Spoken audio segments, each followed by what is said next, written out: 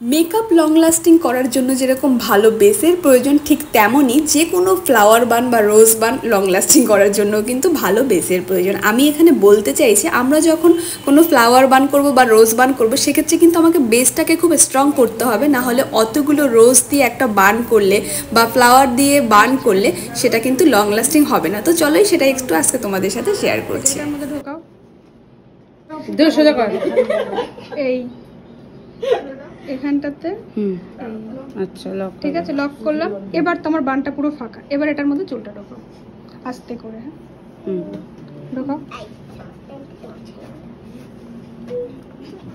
ঢোকাও, ঢোকাও, ঠিক আছে।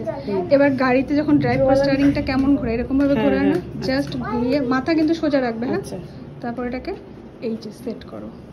কাটা কাটা কোথায় কাটা দিচ্ছি? এই তো, ব্যাস মাথা সোজা থাকবে। মাথা, হ্যাঁ। আর কাটা ঢোকানোর সিস্টেম কি? কাটা এই তো, এই, তারপর এই।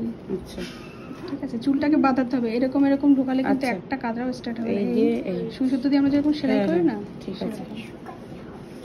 মাথায় গোলটা গোলগুলো দিতে পারতো তোমার কাছে তো থাকে। ঠিক আছে, এরকম ভাবে পুরো জায়গাটাকে কভার করো। ঠিক আছে। এরকম বেসটা তৈরি হয়ে গেলে এরপর তার উপরে তোমাদের নিজেদের মতো করে যেরকম খুশি সেরকমভাবেই তোমরা ফ্লাওয়ার সেট করতে পারো। তাতে কিন্তু অনেকক্ষণ সেটা স্টে করবে, সেটা খুলে পড়ার চান্স খুবই কম থাকে যদি সেটা ভালোভাবে ক্লিপ বা কাটা দিয়ে সেট করা হয়।